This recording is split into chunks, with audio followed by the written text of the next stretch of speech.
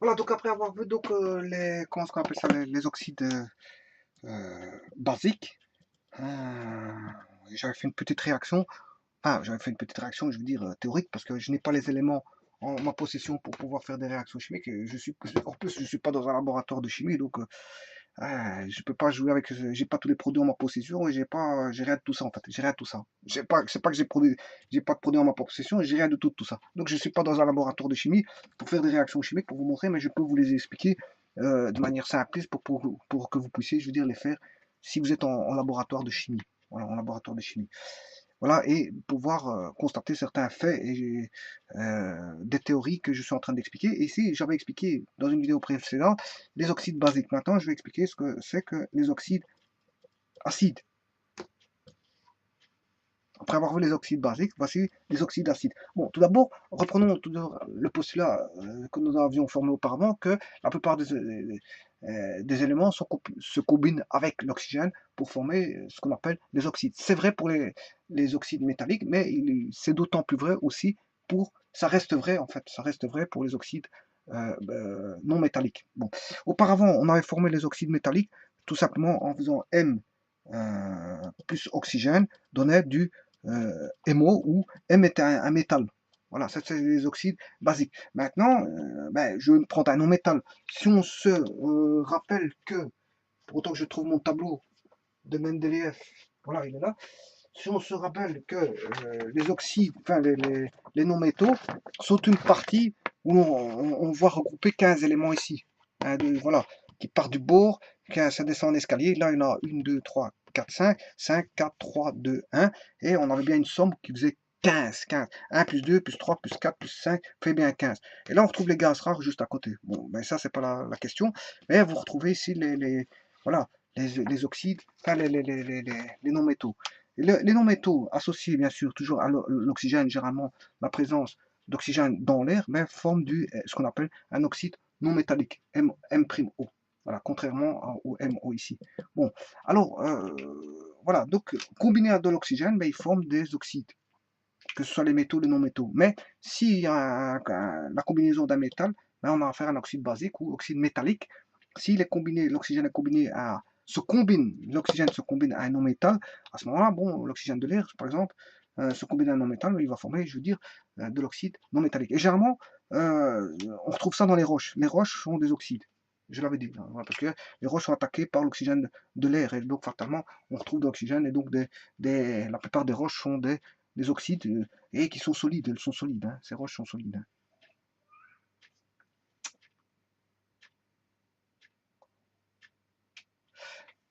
Voilà. Bon, on avait dit aussi que euh, les oxydes basiques, si on est en présence d'eau, bien sûr, on a MXOY hein, pour les oxydes métalliques, et pour les oxydes non métalliques, on aura MXOY'. M''X ou Y, on aura toujours les valences ici. Hein. Quand je mets MO, ouais, c'est MO, mais en fait, c'est plutôt MX ou Y, comme j'ai expliqué. On aura M'O, oui, mais ce sera M'X ou Y en fonction de leur valence. Il faut indiquer leur valence. Ici, c'est une formule générale, et là, c'est une formule, je veux dire, plus particulière, indiquant les valences. Voilà. Alors, si je prends le non-métal M'O, voilà, une formule générale plus de l'H2O, là, ça va donner ce qu'on appelle un oxacide. Alors que le MO plus H2O donnait de l'hydroxyde. En d'autres termes, ici, il va donner une base. On l'avait vu via le tournesol qui donnait une couleur bleue, alors que là, on va donner un acide hein, et le tournesol va donner une couleur rouge. Voilà. D'où les fameuses couleurs ici, bleu et rouge. Voilà, pour l'oxyde basique, en fonction des tâches d'oxydation, des tâches d'oxydation, hein, on peut avoir un élément peut avoir plusieurs étages d'oxydation. S'il est complètement bleu, on a un oxyde basique. S'il est complètement rouge, on a un oxyde acide. Voilà. Donc voilà, et en fonction des étages d'oxydation, hein, on peut voir, voilà, par exemple ici je prends le vanadium, à l'étage plus 2, à l'étage plus 2, il est oxyde basique. Voilà. Voilà. Ici, à l'étage plus 2, par exemple, le nickel, il est oxyde basique. Voilà.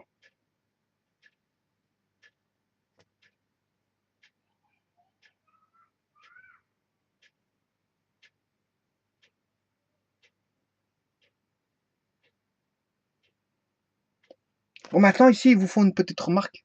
Ils vous disent que quand c'est blanc, l'absence de traits colorés signifie que pour l'état d'oxydation correspondant, l'oxyde n'existe pas ou est instable, hein. Voilà, pour le blanc, quand on a du blanc comme ça, ben, l'oxyde n'existe pas. Voilà. Soit il va donner de l'oxyde basique pur, ou de l'oxyde acide pur en fonction des couleurs, ou alors il peut vous donner bien sûr ce qu'on appelle un mélange de deux, c'est-à-dire un amphotère. Il peut aussi donner un amphotère à prédominance basique et un amphotère à prédominance acide, un mélange de deux, mais il y en a un qui va ressortir, un caractère qui va ressortir plus que l'autre. Voilà. Enfin bref, ça c'est pour la petite question. Enfin, voilà. Voilà la petite histoire, je m'excuse. Voilà, donc en fait, pourquoi rouge et bleu? Ben, tout simplement, c'est le tournesol qui va donner du rouge si on a affaire à un caractère acide du produit, hein, et du bleu si on a un caractère basique du produit. Et donc, euh, euh, certains vont donner, je veux dire, un oxyde acide, et d'autres vont donner un oxyde basique en fonction des couleurs qui sont données par le tableau de Mendeleïev. Voilà.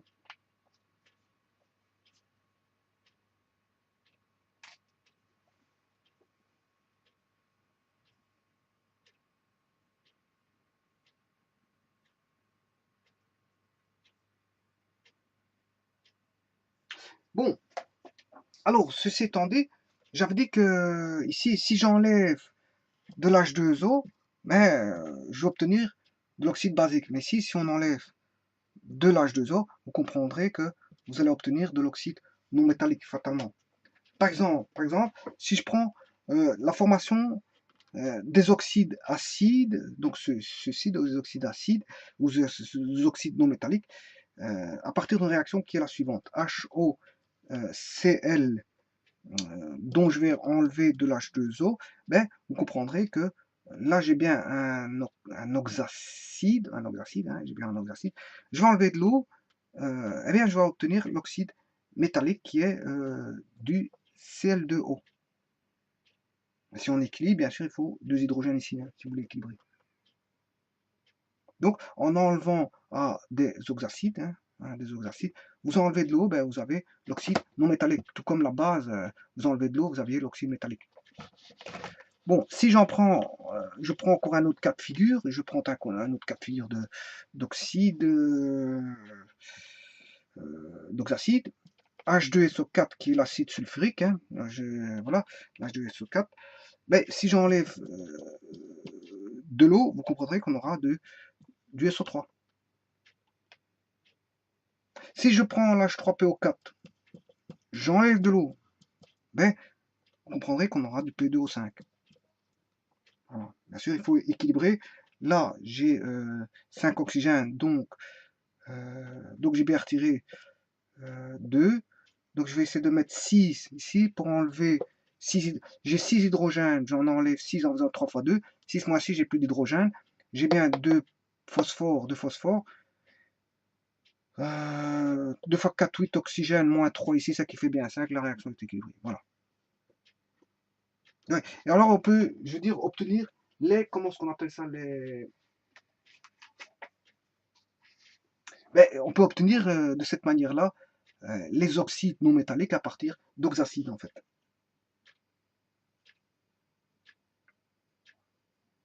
Bon, mais à l'inverse, vous comprendrez, c'était comme les bases, hein. À l'inverse, hein, vous comprendrez que si je prends un oxyde non métallique que je rajoute de l'eau, j'hydrate cette fois-ci, je déshydrate pas, mais j'hydrate, hein, eh bien, l'oxyde non métallique plus de l'eau, vous comprendrez que vous allez avoir l'oxacide. Ça va, si je fais la réaction inverse, j'ai de l'oxacide. Avant, on appelait ça de l'oxoacide. Voilà, avant c'était oxoacide, maintenant on appelle ça oxacide. Voilà. Bon, et bien sûr, l'oxoacide, ben, ou l'oxacide, c'est HM', hein, ou HOM', comme vous le voyez. Voilà. Par exemple, H2SO4. Voilà, par exemple. L'oxygène était situé, ouais. L'oxygène était situé, je veux dire, à la fin.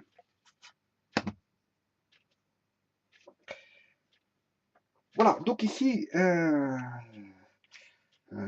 alors il y a une nomenclature à ça. Vous comprendrez qu'il y a une nomenclature qui date d'il n'y a pas très longtemps, en 1960, je crois. 1960. À ce moment-là, on a une nomenclature pour les oxydes non métalliques. Hein, c'est pas comme les oxydes métalliques, hein, il faut spécifier, je veux dire, euh, le nombre d'atomes d'oxygène. Par exemple, si j'ai le CO, c'est du monoxyde de carbone, qui est un gaz très dangereux, bah, que quand il y a une mauvaise combustion, il y a du CO qui ressort. Et s'il y a une présence humaine, bah, je veux dire, elle peut prendre, je veux dire, elle peut asphyxier une personne. Et cette nature, je veux dire, comment nature, comment on s'appelle ça, qu'on ne voit pas, qu'on ne voit pas, invisible, nature invisible. Voilà, on ne sent pas, on ne sent pas, on ne voit pas. Et voilà, donc le gars, s'il y a une mauvaise combustion d'un appareil chauffant via une combustion, mauvaise combustion, bien, quand je dis mauvaise combustion, ça flamme. Voilà, la combustion, ça flamme. C'est une flamme, mauvaise flamme. Donc, normalement, il faut mettre des capteurs de CO. Bon, ça, c'est une autre histoire pour vous détecter la présence de CO et d'alerter en cas de, via un avertisseur sonore ou, je veux dire, d'un gyrophare, la présence de, je veux dire, de CO en quantité, je veux dire, dangereuse dans une pièce, par exemple, dans une pièce. Certains mettaient les réchauds d'eau dans les salles de bain, ben, ça peut arriver dans une salle de bain. Voilà, il y a beaucoup de choses. Il y en a qui chauffaient avec des poêles et bon, il y avait des émissions de CO en hiver, bon, parce qu'en hiver, on fait carburer, je veux dire, les chauffages. Les chauffages, bon, des chauffages voilà, qui ont une mauvaise combustion et qui créent beaucoup de CO et qui peut s'asphyxier toute une famille complète. Une famille complète. Voilà. Donc, quand on a un seul oxygène, on dira, la loi de 1960 dit que ben, il faut appeler, faut dire le nombre d'oxygène que l'on a, c'est du monoxyde de carbone. Par exemple, si je prends le CO2, bon, que tout le monde connaît, qui est fabriqué à partir de la réaction de combustion C plus O2, on va donner 2 CO2, hein, ou alors on le retrouve dans la respiration, etc., ben, dans pas mal de réactions chimiques. Le dioxyde de carbone, on le trouve beaucoup dans l'air. Le tout, c'est de ne pas avoir une sursaturation en CO2, sinon, bon, là aussi, ça ne va pas, il faut un équilibre. Hein. Donc là, c'est ce qu'on appelle du dioxyde de carbone, parce qu'il y a deux, voilà. Vous voyez que la nomenclature des oxydes non métalliques n'est pas la même que les oxydes métalliques. Alors, si je prends le SO2, ben, c'est du dioxyde de soufre. Il y a deux oxydes. Attention qu'il y en a qui peuvent avoir plusieurs valences hein, au niveau des composés chimiques qui vont s'associer avec l'oxygène. Donc là, il faut faire très attention. Par exemple, si je prends l'aluminium Al2O3, ouais, ici, non, l'Al2O3, c'est un oxyde métallique, ça. L'aluminium est un oxyde. Ouais, donc la nomenclature peut se faire aussi pour les oxydes métalliques aussi. Hein. Si je prends l'oxyde métallique basique Al2O3, là on peut dire que on a quoi du trioxyde d'aluminium. Oui, ça se dit. Oui, ça se dit. Trioxyde d'aluminium, ça se dit. Donc fatalement cette nomenclature est valable, peut-être valable en partie pour des composés, je veux dire, d'oxyde basique. Voilà. Puisque l'aluminium est un métal, hein, et pas un non-métal. Voilà. Bon, maintenant, si je prends par exemple du N2O5, hein, un N2O5, là, on a affaire à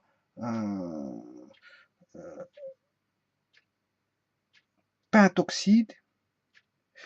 C'est 5 demi en fait, parce qu'en fait, là, on a deux. Donc, c'est de l'hémipentoxyde d'azote. Voilà. Mais avant, on appelait ça du pentoxyde, hein, pentoxyde, voilà, pentaoxyde, oxyde. Ça se disait avant, mais il y a une nomenclature qui est sortie par après qui a dit qu'il fallait positionner par rapport à ça parce qu'il y en a qui ont plusieurs valences, c'est ça que je veux dire. Voilà, il y a l'ancienne nomenclature de 1960 et celle voilà, de maintenant. Et maintenant, c'est 5 demi. 5 demi, c'est imipentoxyde. Voilà. Et donc, il existe là nomenclature des oxydes euh, non métalliques ou oxydes acides. Voilà, ça c'est pour la nomenclature. Maintenant, je vais m'occuper de faire une petite réaction. Bon, je prends comme non métal du soufre. Une cuillère de soufre. Voilà. va faire réagir en présence d'oxygène pour avoir du SO2. Voilà.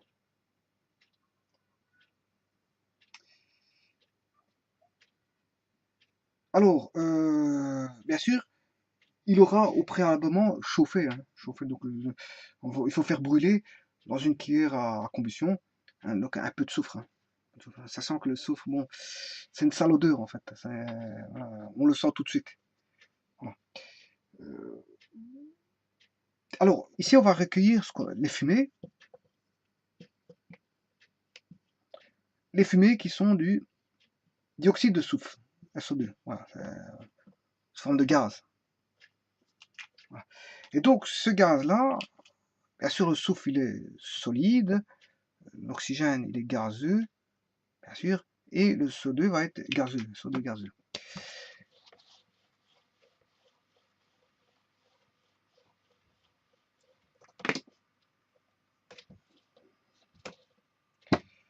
Bon, je vais tremper, donc, comme je l'ai fait tout auparavant,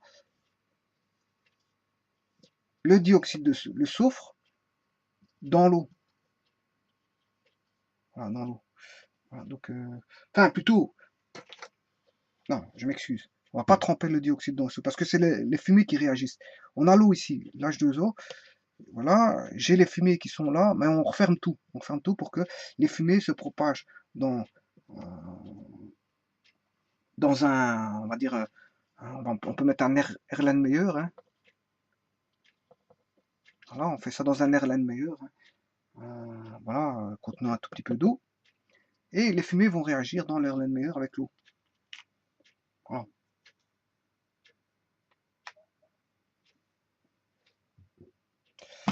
Alors, la réaction suivante, donc on a fait au départ la réaction des fumées, c'était S plus O2, on a du SO2. Voilà. SO2, c'est la première réaction quand on a fait brûler le soufre à l'oxygène en présence d'air. Puis quand on a refermé, je veux dire, le tout, on a mis dans l'Erlenmeyer, à ce moment-là, on a du SO2 qui va réagir avec de l'eau. Et là, vous comprendrez qu'on va obtenir de l'H2SO, pas de l'H2SO4, ça c'est sûr, mais de l'H2SO3. H2SO3. Qui n'est pas de l'acide sulfurique, puisque l'acide sulfurique c'est H2SO4, mais qui est de l'acide sulfureux. Voilà. Acide sulfureux, acide sulfurique. Le plus oxygéné c'est I et le moins oxygéné c'est E. Le moins oxygéné c'est E et le plus oxygéné c'est I. Donc, acide sulfureux, acide sulfurique. Donc ici, on ne va pas avoir de l'acide sulfurique, hein, parce que l'acide sulfurique c'est un produit dangereux aussi, tout comme l'acide, la base forte NaOH. NaOH est une base forte, c'est un produit dangereux, et l'acide sulfurique est un produit dangereux aussi, voilà, qui est corrosif, qui attaque et qui brûle. Voilà. Donc ici, on va avoir de l'H2SO3, H2SO3, qui va être formé. Alors comment voit-on qu'on a de l'H2SO3? Mais quand on va placer un indicateur chimique qui est le tournesol, ben, il va virer dans une couleur rouge, vers le rouge. C'est qu'on a affaire à un caractère acide. Et ça, quelle que soit la réaction chimique qu'on va mettre euh, avec un non-métal et de l'oxygène, quelle que soit la réaction qu'on va faire, euh, ben, attention que pour autant qu'il soit, je veux dire, à caractère acide, hein, qu'il soit rouge. Hein. Parce que s'il est amphotère, ben, il est à moitié basique, à moitié acide. Il peut donner, je veux dire, deux cas de figure. Hein. Voilà, donc il faut qu'il soit les étages d'oxydation pour lesquels on va faire réagir l'élément ben, soient rouges. C'est-à-dire qu'il va donner un acide. Voilà.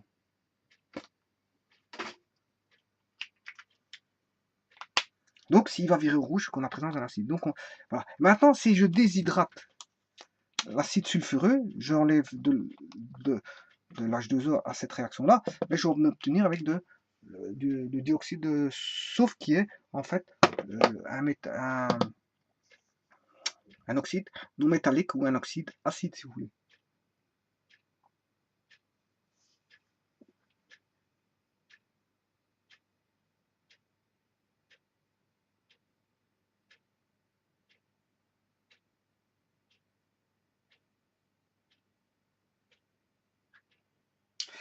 Voilà, je vous remercie beaucoup.